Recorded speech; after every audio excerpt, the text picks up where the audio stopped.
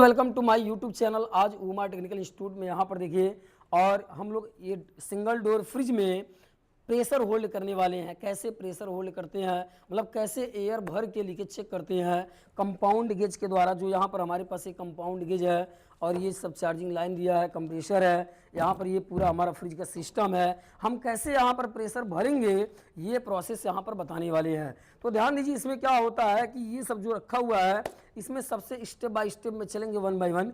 सबसे पहला काम जो होता है हमारे पास एक होना चाहिए वैक्यूम कंप्रेसर। क्या होना चाहिए? एक वैक्यूम कंप्रेसर। तो वैक्यूम कंप्रेसर में क्या होता है कि एक लाइन खींचता है और एक लाइन फेंकता है, मतलब सक्शन लाइन खींचता है और डिस्चार्ज लाइन फेंकता है। अब यहाँ पर क्या होता है, हमें जो है सबसे पहले वैक्यूम कंप्रेसर को हम चालू करेंगे। किसको चालू करेंगे? वैक्यूम कंप्रेसर को चालू करेंगे।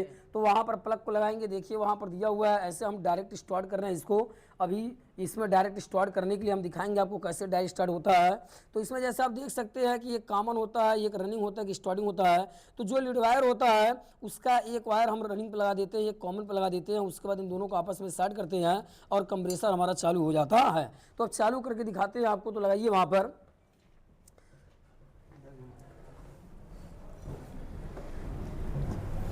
अब जैसे ये चालू किए तो यहाँ पर गनगनाहट की आवाज़ हो रही है और देखिए जैसे ये गनगनाहट की आवाज़ हो रही थी, मतलब इसमें करंट आ गया था। और जैसे हम ये स्टार्टिंग रनिंग को हमने स्टार्ट किया, ये हमारा वैक्यूम कंप्रेसर चालू हो जाता है। अब वैक्यूम कंप्रेसर चालू करने के बाद आपको क्या करना है, चेक कर लेना है कि हमें यहाँ पर करना क्या है। तो मेरा मेन उद्देश्य यहाँ पर है प्रेशर होल्ड करना।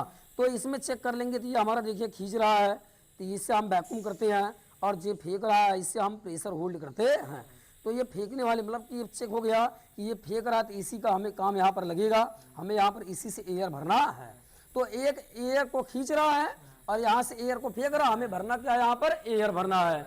तो अब एयर यहाँ पर भरना है तो हमें क्या करना पड़ेगा? सिंपल एकदम, हमारे पास ये होता है कंपाउंड गेज। क्या होता है? ये कंपाउंड गेज होता है। और यहाँ पर चार्जिंग लाइन होते हैं। अब इसका सेटिंग हम जानते हैं कैसे इसमें प्रेशर होल्ड करते हैं। तो होता क्या है कि यहाँ पर देखेंगे और भी चीज़ें इसके बारे में जानते हैं। तो ये होता है हमारा कंपाउंड गेज। इसमें जो ये होता है इसे हम कहते हैं हैंड सेट ऑफ वाल्व, मतलब इससे हम खोलते और बंद करते हैं। तो ये होता है खोलने और बंद करने के लिए, ताकि ये रास्ते को खोले और बंद करे। और ये हमारा होता है मीटर। इसमें देखिए ये सुई निडिल होती है और जब हम प्रेशर भरते हैं तो ये सुई ऊपर जाती है। तो हमें कितना भरना होता है उतना लिमिट तक हम भर लेते हैं और उसी पर इसको हम कस देते हैं। तो अब हम लोग शुरुआत करते हैं कैसे भरते हैं। तो ये कंपाउंड गेज यहाँ पर हमारा हो गया। और ये हमारे पास देखिए हाउस पाइप, जिसे हम चार्जिंग लाइन भी कहते हैं। तो हाउस पाइप का देखिए दो साइड में ऐसे मुंह दिया होता है। दोनों साइड में देखेंगे कुछ अंतर यहाँ पर है। अभी देखिए यहाँ पर और यहाँ पर देखेंगे तो यहाँ पर जो इसका ये कसने वाला नट दिया हुआ है ये इस पाइप से दूरी पर है, लंबे लंबे बने हुए हैं। और ये देखिए यहाँ पर बहुत कम दूरी पर है। तो जो ऐसा रहेगा इस टाइप का, इन दोनों को हम कसते हैं कंपाउंड गेज में। कहाँ कसते हैं? कंपाउंड गेज में। तो और उसके बाद इस साइड में एक चीज और देख लेते हैं कि यहाँ पर ये पिन लगे हुए नहीं। अगर ये पिन लगे हुए हैं तभी हमारा चार्जिंग लाइन सही है। अगर पिन नहीं लगा है तो ये चार्जिंग हमारा काम सही से नहीं करेगा। तो अब यहाँ पर क्या करेंगे, अब इसको हम यहाँ पर कसेंगे। तो हम चाहे जो चाहे इसमें कस देते हैं, इसको इसमें कस देते हैं और उसके बाद हम इसको इसमें कस देते हैं।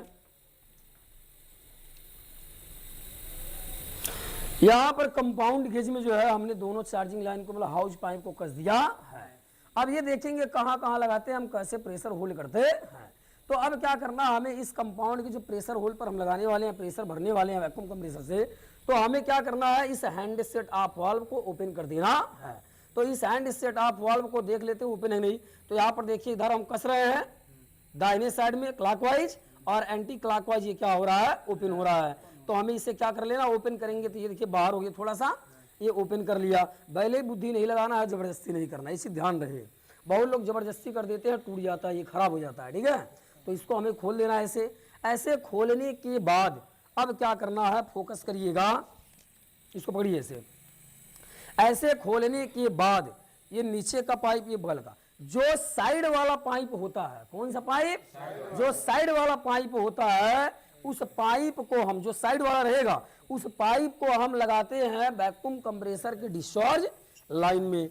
तो यहाँ पर हम एकदम बराबर वाल को ऐसे बैठा करके ऐसे यहाँ पर कस देते हैं। ये लाइट नहीं उतरता है, यहाँ पर ऐसे कस देते हैं। यहाँ पर कस दिया। अब यहाँ पर कस दिया तो ये क्या कर रहा है, यहाँ से एयर को खींच रहा था पहले ही, यहाँ पर फेंक रहा है, यहाँ पर एयर आया, ऐसे घूमते घूमते कंपाउंड गेज में गया और कंपाउंड गेज से घूम के यहाँ पर आया क्योंकि ओपन है ये। अब यहाँ पर ऐसे घूम करके यहाँ पर आ गया। ठीक, अब यहाँ पर हम चेक कर लेंगे एयर आ रहा है कि नहीं। एयर आ रहा है, यहाँ पर चेक कर लेते बढ़िया से कसा है कि नहीं। यहाँ पर एयर आ रहा है।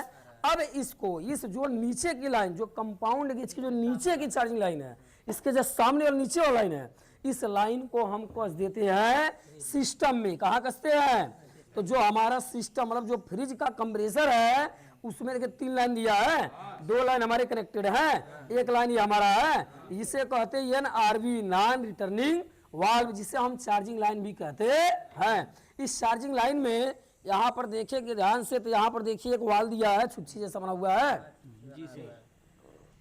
दिया है, दिख रहा है उसमें।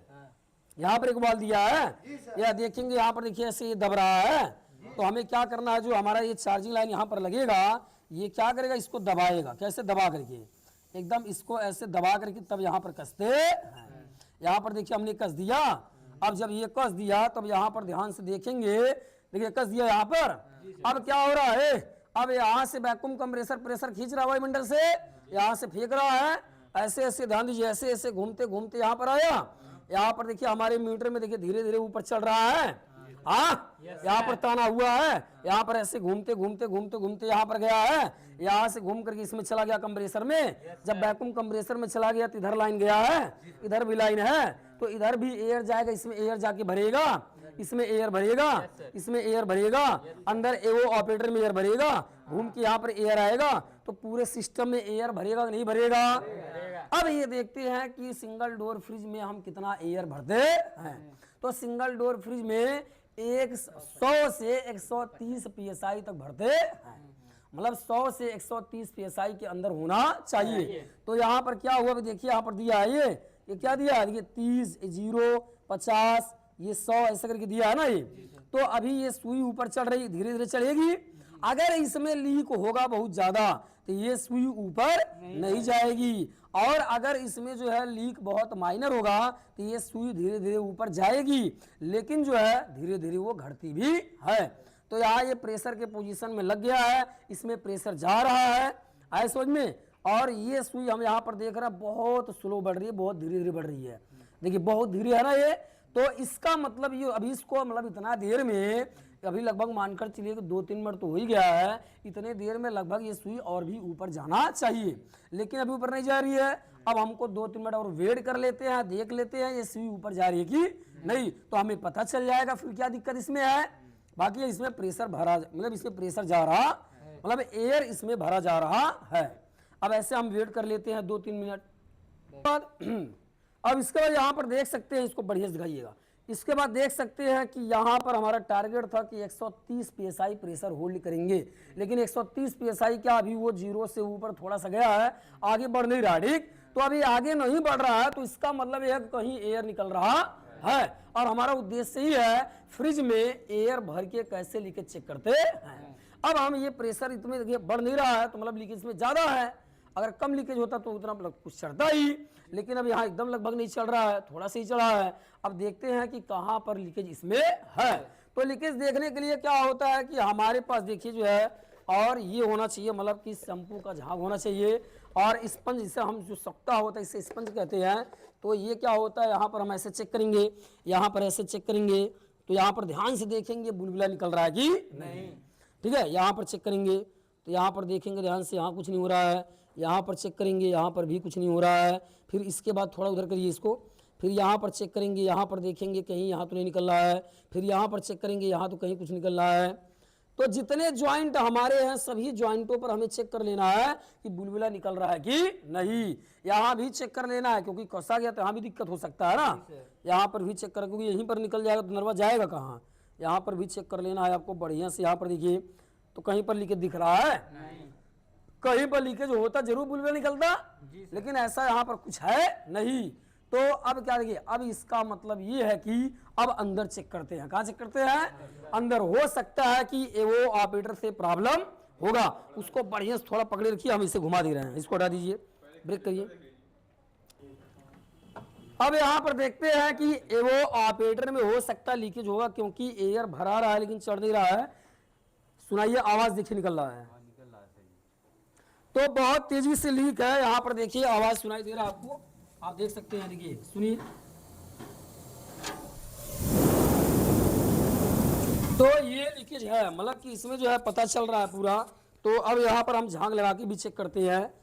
तो यहाँ पर देखते हैं, यहाँ पर लगाते हैं, यहाँ पर तो नहीं कुछ है अभी, यहाँ पर लगाते हैं।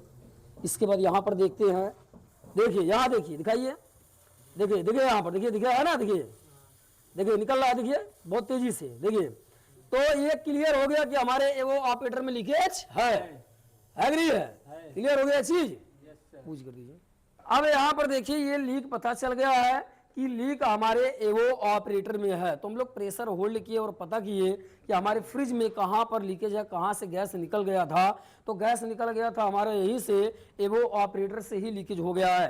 अब क्या करना पड़ेगा, अब बनाने के लिए, मतलब कि लीकेज तो हमने पता कर लिया, अब बनाने के लिए यह एवो ऑपरेटर जहां भी इसमें लीक होता है, कहीं पेस्ट नहीं लगा सकते हैं, कहीं पर बिल्डिंग ब्रेजिंग नहीं कर सकते हैं, क्योंकि ये पूरा एल्युमिनियम होता है। क्या होता है? एल्युमिनियम। तो ये इसका जो है ब्रेजिंग नहीं होता है सही से। तो ये क्या करना पड़ेगा, ये पूरा चैम्बर ही हमको चेंज करना पड़ेगा। अब यहाँ देख सकते हैं, यहाँ पर ये ब्रेजिंग किया गया है अंदर, यहाँ पर ये कॉपर उधर है, ये एल्युमिनियम है, और इस एल्युमिनियम भी कुछ कॉपर जुड़ा हुआ है ताकि नया वाला लाके आप जोड़ सकते हैं। तो यहाँ पर क्या करना पड़ेगा, ये एवो ऑपरेटर यहाँ से कट करके निकालना पड़ेगा और दूसरा एवो ऑपरेटर इसमें डालना पड़ेगा। मतलब इसमें क्या खराब था, क्या लीक था? एवो ऑपरेटर। इसमें क्या लीक था? एवो ऑपरेटर लीक था। आया बात समझ में? क्लियर हो गया चीज? कैसे प्रेशर होल्ड करते हैं, कैसे लीकेज पता करते हैं, पूरा बढ़िया क्लियर हो गया, कहीं कोई डाउट नहीं? ओके, तो आशा है कि आपको बहुत बढ़िया समझ में आया होगा। देखिए उमा टेक्निकल स्टूडेंट यहाँ भी, और ये अच्छे से पूरा देख रहे हैं, समझ रहे हैं। तो ये कैसे प्रेशर होल्ड करते हैं फ्रिज में, और ये जैसे यहाँ पर होल्ड करते हैं ऐसे और भी डबल डोर फ्रिज में भी करते हैं, उसको भी आपको हम बताएंगे नेक्स्ट वीडियो में भी। और अगर आपको ये वीडियो अच्छी लगी हो, नए हो, तो चैनल को सब्सक्राइब करें और बेल आइकन का घंटा जरूर दबाएं, जिससे नोटिफिकेशन आपको मिले, नई नई वीडियो का अपडेट मिलता रहे। लाइक करें, कमेंट करें और ज़्यादा से ज़्यादा शेयर करें, ताकि आपके साथी सहपाठी जो भी काम करने वाले हैं, जो नए लोग हैं, जो अभी फील्ड में नए हैं, जो कहीं सीख रहे हैं, उनको अच्छे से समझ में आए और काम को बेहतर कर पाएं। जय हिंद, जय भारत।